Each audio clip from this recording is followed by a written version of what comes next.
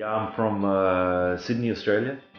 I've been out for 25 years now, and yeah, I'm based in Zurich because of a gallery that I started in Zurich 5 years ago, BlamBlamBlam. Well, I had another name that I used in snowboarding and skateboarding almost all of my life, which was Rips. It was Nick Rips. And then when I moved to Zurich, there was another Rips called Rips One. And yeah, I mean, we actually had a session together. We did the paint club battle once at the Street-Art-Galerie. I got the name Nick Rips because of snowboarding. When I started, I was really into it, and it was sarcasm. You know, they said Nick Rips, like it was a joke. And I tried to make it Nick Rips, that I ripped. But when I moved to Zurich, I didn't want to use that name anymore, so I changed it to Soup. And my concept behind Soup was that, you know, to make a soup, you need carrots and potatoes and brodo and all of that, salt and pepper and everything. And that's what I thought more of the community of art was, of all of the different elements would make a soup. Plus, no one had used it internationally as far as I could see, and that's why I chose it. I mean, I'm 42, so for me, I started in the olden days of art where it was bromides and hand cutting and ruby lith and all of that stuff, and I went into Illustrator from Illustrator 1, like from the very beginning, and kind of that vector style of each point being perfect is kind of how I base my art. I really try and get everything super perfect, like you would on a computer with Illustrator. I mean, I've been skateboarding since I was 13 or something, but it was maybe when I was 14 or 15 where I started working for a skateboard company and doing graphics for the brand. And my parents didn't like that. They wanted me to go into art school and be like a serious artist and not take acid and alcohol and come home at fucking 5 o'clock in the morning and shit. You know, they weren't really happy with that. So they gave me a pretty clear choice at 16. You know, you live at home with us or there's the door. And I chose the door. Well, I mean, I don't really have a big choice in what I do because everything I do is based on art. You know, and that kind of leads me. You know, people say that you have this thing in your head, maybe it's a voice that says what you should do or shouldn't do, but for me, that was my guiding factor for everything I did. I mean, I've been traveling for more than half of my life. And it was always the decisions I made based on my art of the next step I made in my life.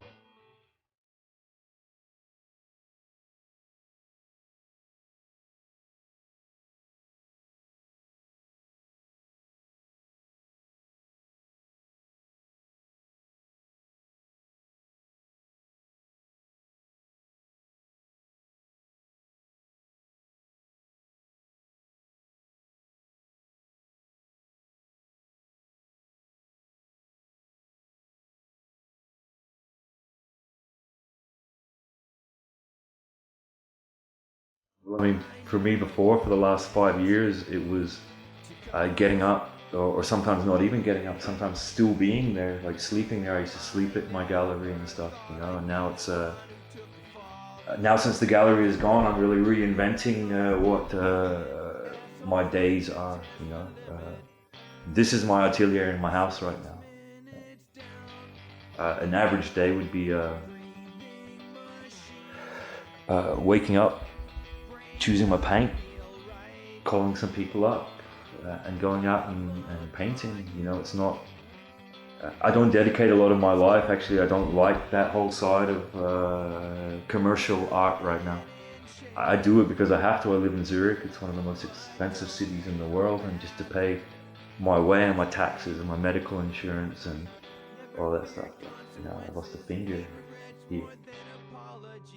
I lost a finger at the gallery. Yeah, I was swinging down a door frame, and when I let go of the door frame, a screw went under my wedding ring, this ring here, and ripped off my finger. Like on the floor, dude. There's only two things that I found that really affect, and that's playing guitar because I can't play chords like G anymore. I mean, I was a shit guitarist, don't get me wrong, you know, I was never good at guitar, but I love to play. And the other one is hotkeys on the keyboard. When you're doing things like Illustrator or something, you use these things to do hotkeys, so you don't have to do the pull down menus. But I found that I can use my other fingers across to make a finger, you know, just like squeeze the fingers together. But normally, I mean, it doesn't really make any difference.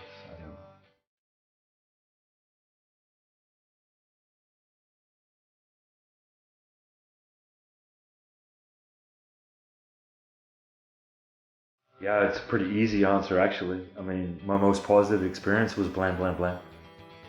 Absolutely. I mean, I started with Cruise and C, you know, some old schooler graffiti artists in Zurich, and I started this really cool gallery 5 years ago. That was definitely my most positive experience because, yeah, when you're an artist and you're on your own, it's so hard to relate. You know, there's a lot of artists that spend their whole lives sitting around at home and going out and painting, but have no direct relationship with the public or something. And for me, BlamBlamBlam was that direct relationship with the public. We put the art from the streets in the gallery on the walls where people could come and see it. You know, and that was really positive. It was so amazing when we were doing. We asked permission to do things like the front of the gallery or paint the street. They wouldn't even give us permission to paint the front of the gallery like just the same color it originally was. When we first moved in there, it was kind of this off yellow color, and I asked the owner of the house, can we just paint it the same yellow color again? And they said, no, you gotta have permission for that. So what we did is we just said, fuck it. And we went and we just graffitied the whole fucking building.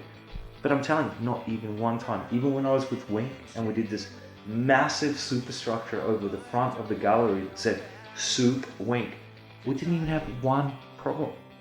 We got such a great response from the community of Wipkingen, because this is where the gallery is, that we just kept going.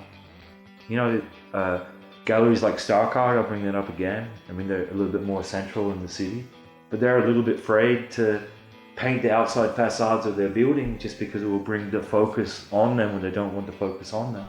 But for us here, it was all or nothing kind of deal where we just said, fuck it, we go. You know, what's the worst that can happen? You know? I mean, I'll take you down there later. I mean, it's the same. We don't have permission to be there, for example, for today, because of things like insurance or stuff, but it never stopped us. We just keep going there and keep painting. As long as there's a place to paint, we paint. I don't want to go to the Latin where you paint a piece and then literally in summer, there might even be someone waiting behind you to paint over the piece that you're painting. They don't care. It's like a proving ground. But if you go into these little, again, grey areas of Zurich's totally under construction. So if you can get into these construction sites and paint, I mean, we were painting at Blam the other day and the cops came and we were thinking, do we run? And we just walked straight towards the cops. You know, and the cops said, what are you doing? We said, you know, we're here painting at the building site. I mean, they wanted to see what we did, to see if that's what we were doing. But afterwards it was nothing. They didn't even ask our names, man. Didn't even ask our names. That's a grey area in Zurich, because Zurich is under construction. You know, they're tearing everything down and putting everything up again. But in a certain moment of that destruction and reconstruction, there's these amazing walls.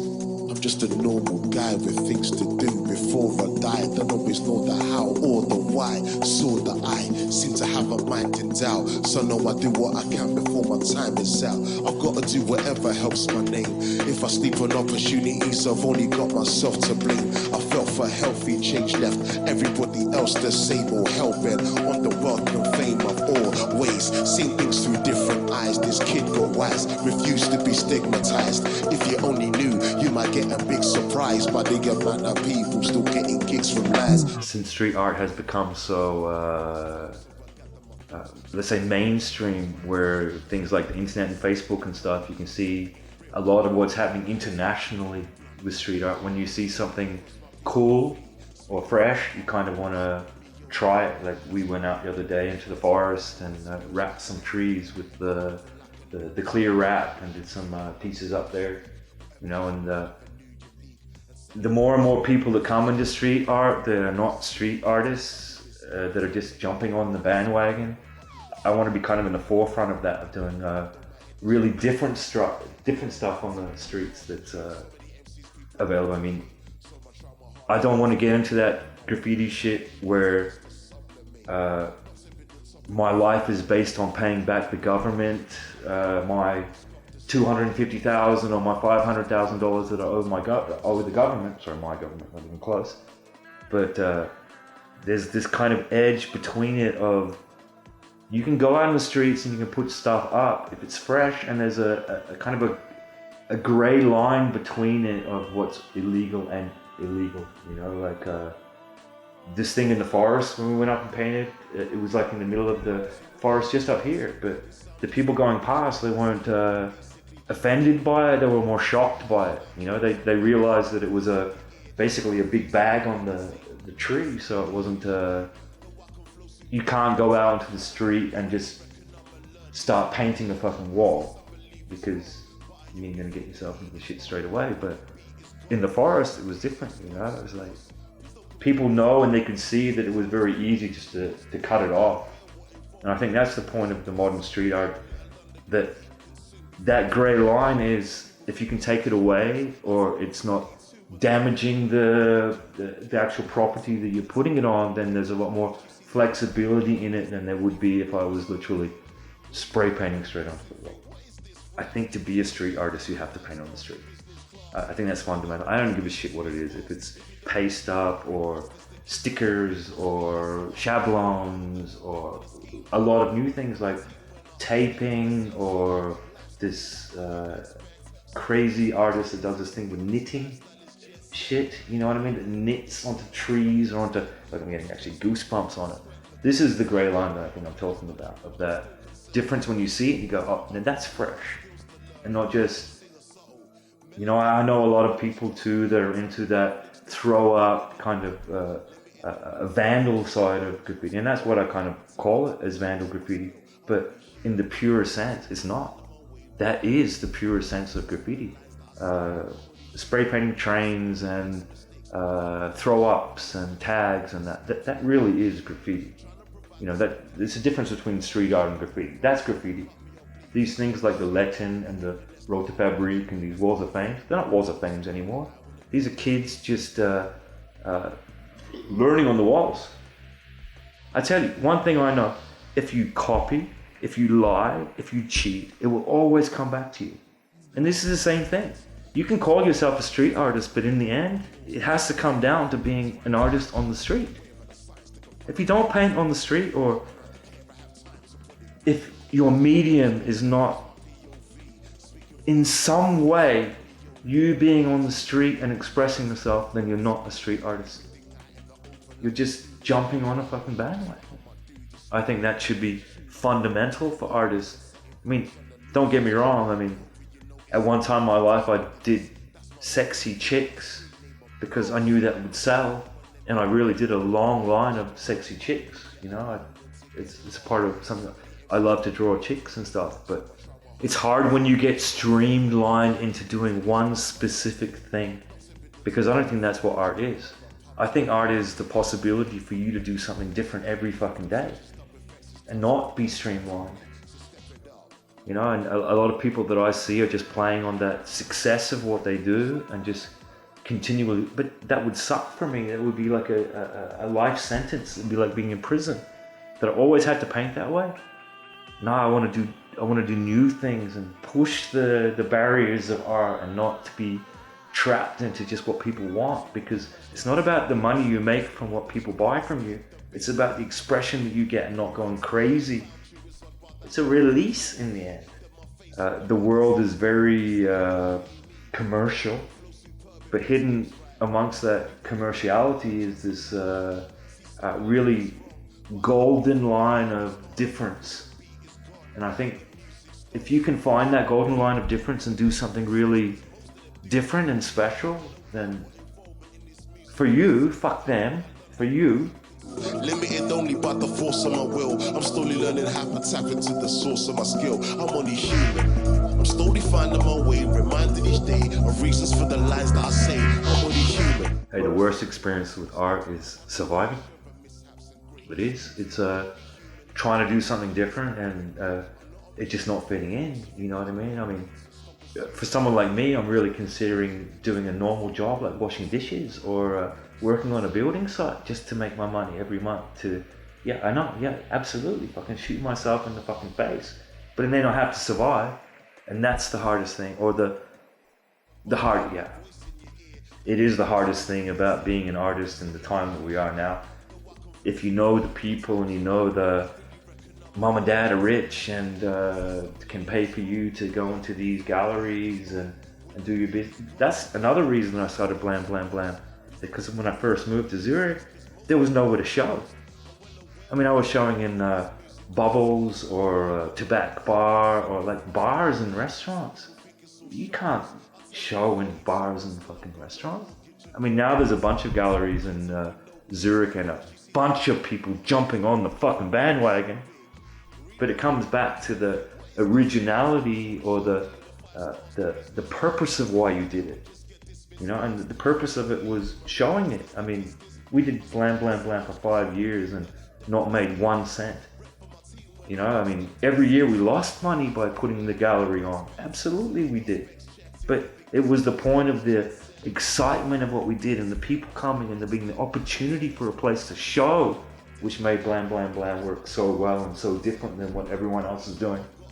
I mean, we had nights like Artsy Fartsy, and I mean, I could give you a bunch of video for that, but I never did because of nights like, we'd go there, we'd have throw up battles or open mic sessions and just free beer, you know, and it was chaos. It was that freedom and that chaos, which is also a part of street art, I believe, and not this regimented put everything in a square box bullshit, because that shit don't work, man. Maybe it does, maybe I'm wrong, maybe I'm fighting the wrong battle, but for me, I've been in art my whole fucking life and I will win.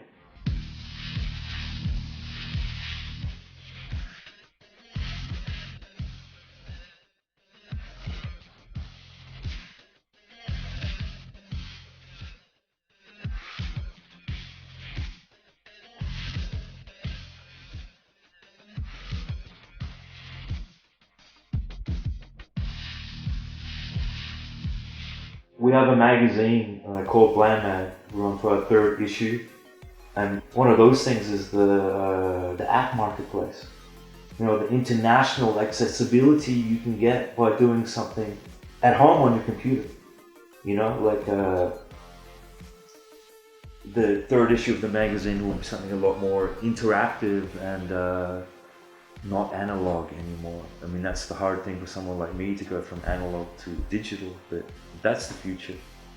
You know, if someone, we had exhibitions where at the gallery maybe 1,000 people came, but the 1,000 people who came to the exhibition didn't buy a piece of art, but it's that million or 50 million people that you have access to on the internet through things like that would maybe spend $1 on something like an app to see what's going on, and then that would translate into a marketplace for art. Because I mean, the reality is to sell art, even in the most expensive city in the world, it's hard, unless you're Karma International or something that does this bullshit. Sorry, I'm getting a little bit political here, but putting a broom on a wall with a wig on top of it and calling it fucking art or installation, for me, just doesn't cut it. I mean, there has to be some skill to it. Come on. What's Italy famous for? Fashion? Fashion? Yeah, I worked in Italy for a fucking shoe company. You know what I mean? Fashion, Northway, snowboard boots, you know? What's America famous for, or California famous for? Movies. And skateboarding? Yeah. I work for a fucking skateboard company here. What's Zurich famous for? Bags. Money. Yeah. Money. And that's what I see. I see that this would be the time where art got back to the place of the artist making the money for the difference of what they do. Do you know what I mean? Like making the money. So many times the artist is the last one to get paid. Or the guy that gets ripped off, or someone steals your art. It happens all of the fucking time. When does it happen? When these artists sacrifice their life for what they fucking do, they get something back. I think Zurich could be the forefront of that.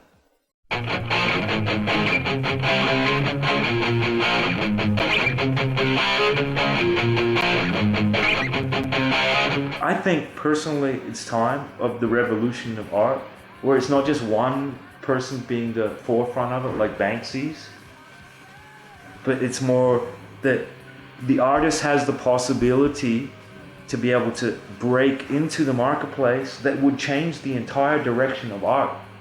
Like art, you know, from the Renaissance to the fucking post-impressionism to all of that. It's the possibility that art could be something that artists can survive from.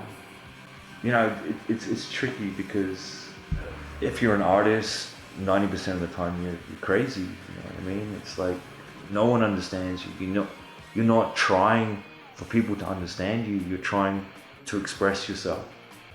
You know, and things like this, lasers and water drips and home printers and all of this stuff. This is the future for things like art, but it can't be managed and run by the people with money. It has to be managed and run by the people that deserve the money, the people that are making it.